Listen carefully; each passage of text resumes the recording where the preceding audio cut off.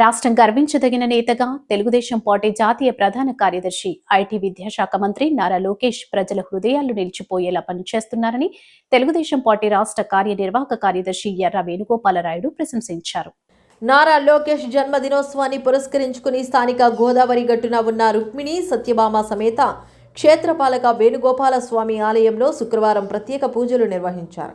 అనంతరం ఆలయం ఆవరణలో మొక్కలు నాటారు. ఆయన మాట్లాడుతూ భగవంతుడు నారా లోకేష్కు ఆయురారోగ్యాలు, శక్తి సామర్థ్యాలు అందజేసి అండగా నిలవాలని ప్రార్థించామన్నారు.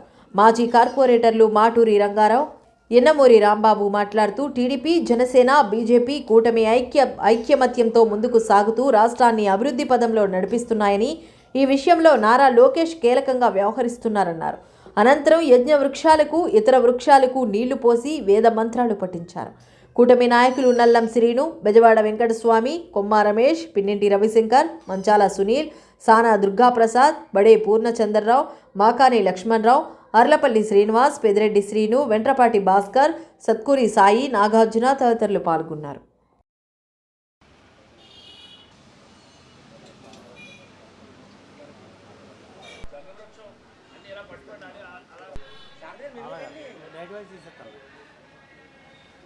రాష్ట్రం గర్వించదగ్గ నేతగా యువ హృదయాలందరినీ కూడా గెలుచుకోవడంతో పాటుగా అనుభవజ్ఞులైనటువంటి రాజకీయ విశ్లేషకులను సైతం ఆశ్చర్యపరిచే రీతిలో ఈ ఆంధ్ర రాష్ట్ర రూపురేఖల్ని తీర్చిదిద్దే క్రమంలోని ఇవాళ జాతీయ స్థాయిలోనే మంచి గుర్తింపు తెచ్చుకున్నటువంటి నాయకుడు నారా లోకేష్ గారు. ఆయన యొక్క జన్మదినోత్సవ సందర్భంగా ఆయనకి ఆ భగవంతుడు ఆయురారోగ్యాలు, పూర్తి స్థాయిలో శక్తి సామర్థ్యాలు ఇచ్చి ఆయనకు అండగా నిలబడి ఈ రాష్ట్రాన్ని మరింత అభివృద్ధి పదంలో దూసుకుపోయేదానికి ఆ భగవంతుడు లోకేష్ గారికి శక్తినివ్వాలని చెప్పి ఈ జన్మదిన సందర్భంగా మేమందరం కూడా ఇక్కడ ఆ స్వామివారిని, క్షేత్రపాలకుడు వేణుగోపాల స్వామి వారిని వేడుకోవడం జరిగింది.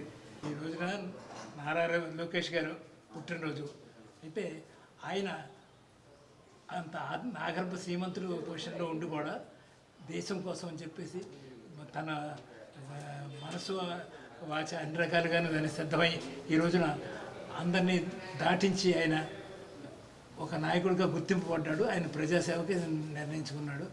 దాని గురించి మనం ఇంకా ఎక్కువ చెప్పడానికి లేదు. ఆయన చేస్తున్న చేతలే చూడాలంతే.